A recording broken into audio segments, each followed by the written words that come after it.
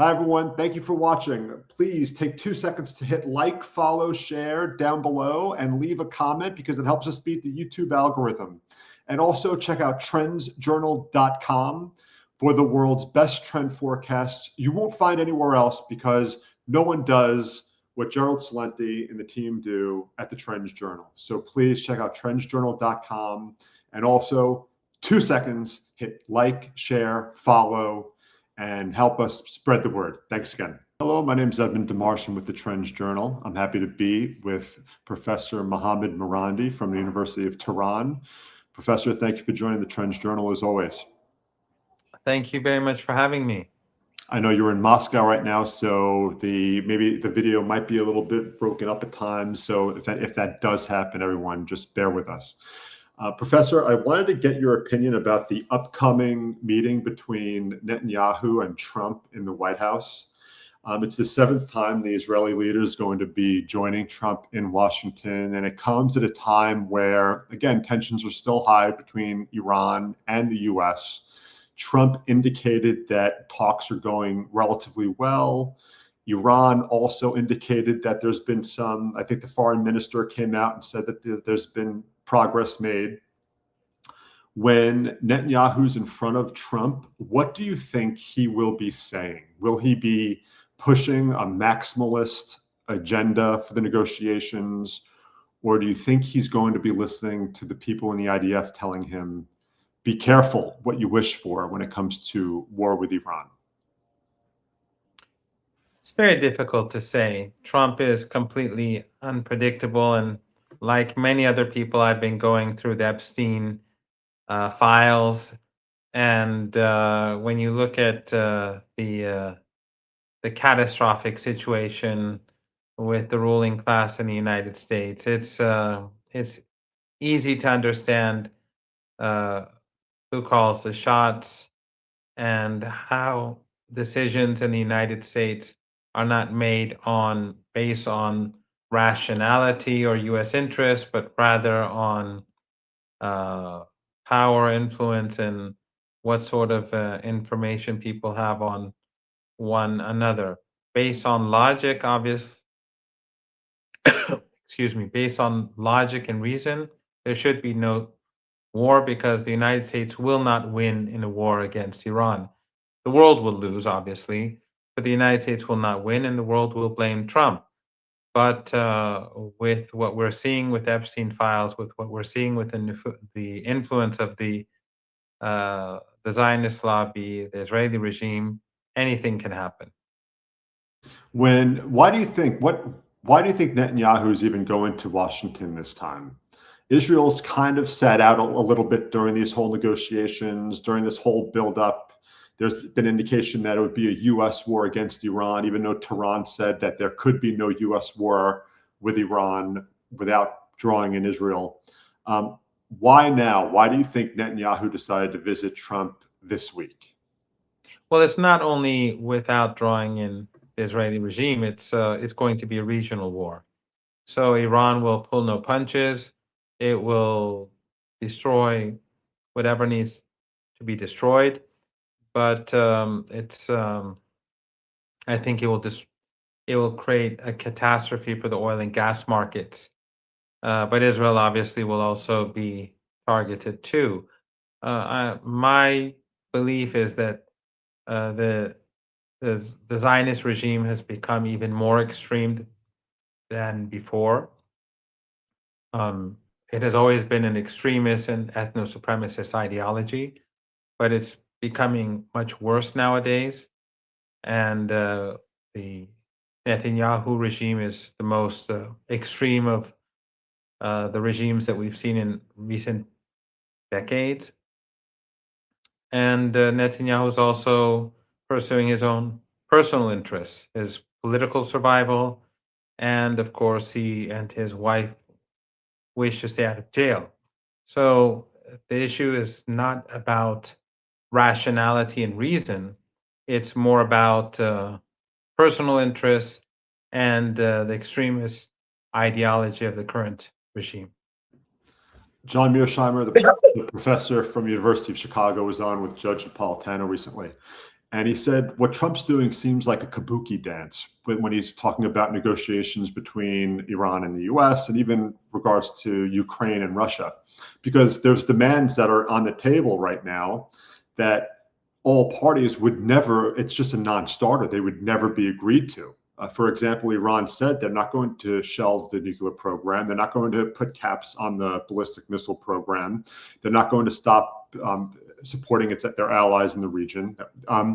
So when we're dealing with that kind of realpolitik, what can Trump hope to achieve from these negotiations without going to war? What realistic outcome can Trump hope to achieve in his negotiations with Iran to make it look like a diplomatic coup for the White House?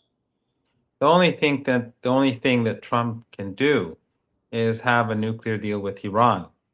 But that nuclear deal would have to be more favorable to Iran than the JCPOA of 2015, because since 2015, Iran has been sanctioned and hurt financially.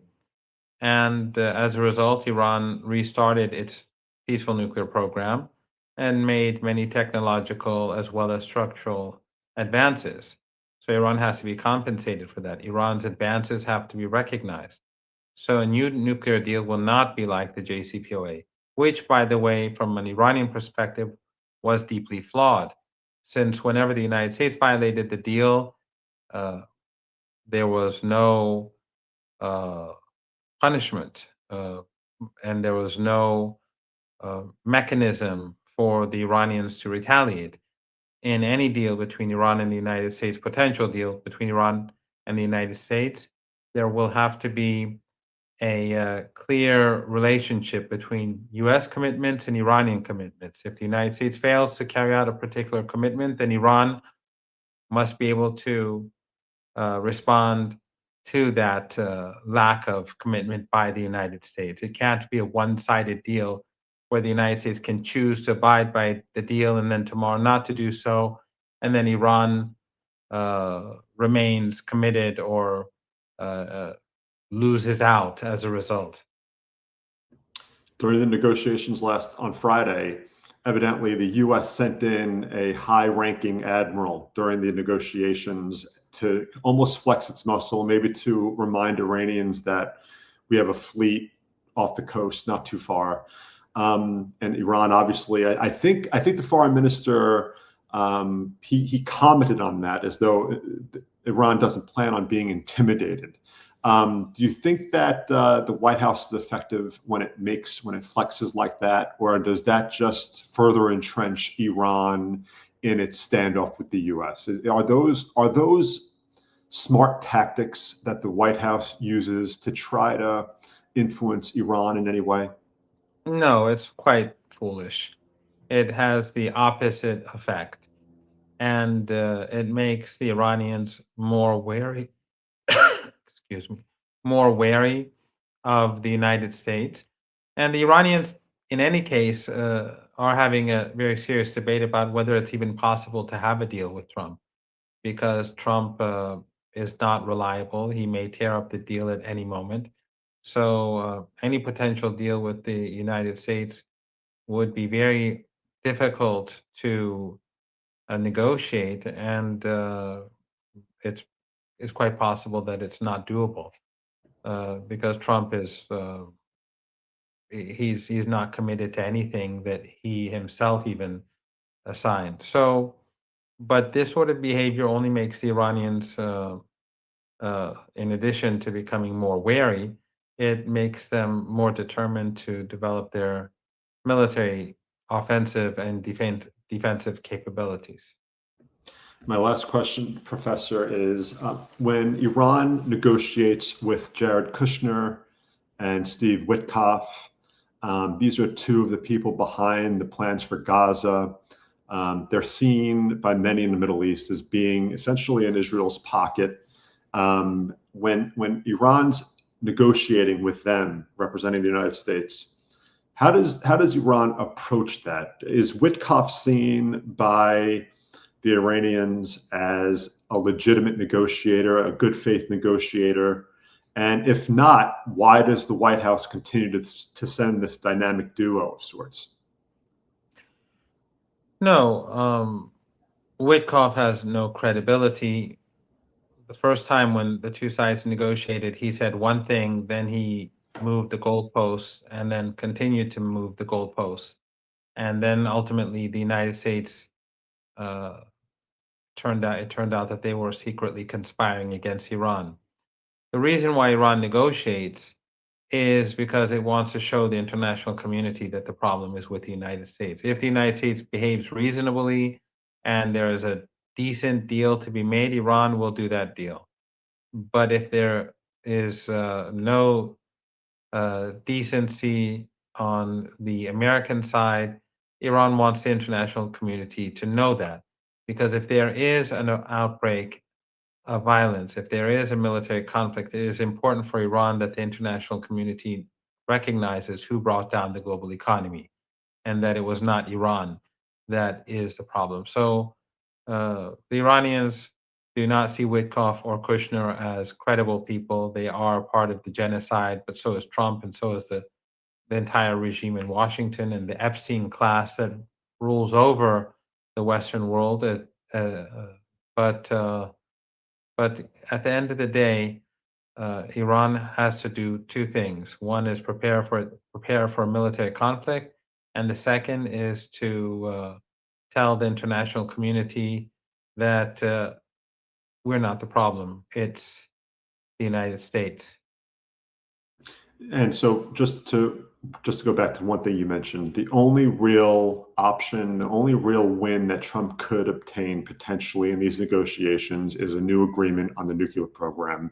You don't see Iran, everything else is off the table. The ballistic missile program, helping its allies. It's the only thing that Trump could win is the nuclear deal, potentially. Absolutely. The only option for Trump is a nuclear deal. Missiles, drones, alliances, the nuclear program in itself, none of these are up for negotiations. The only thing that Iran is willing to negotiate is assurances with regards to Iran's peaceful nuclear program, assurances with regards to Iran's enrichment. That's all it will do. However, the technological advances that Iran has made over the last decade in the nuclear field, Iran is not going to give those up. So we cannot go back to 2015. Iran's nuclear program is decades ahead of what it was 10 years ago. So the United States will have to recognize that. Professor Marandi, thank you, as always, for joining the Trends Journal. I appreciate it, and be well. Thank you.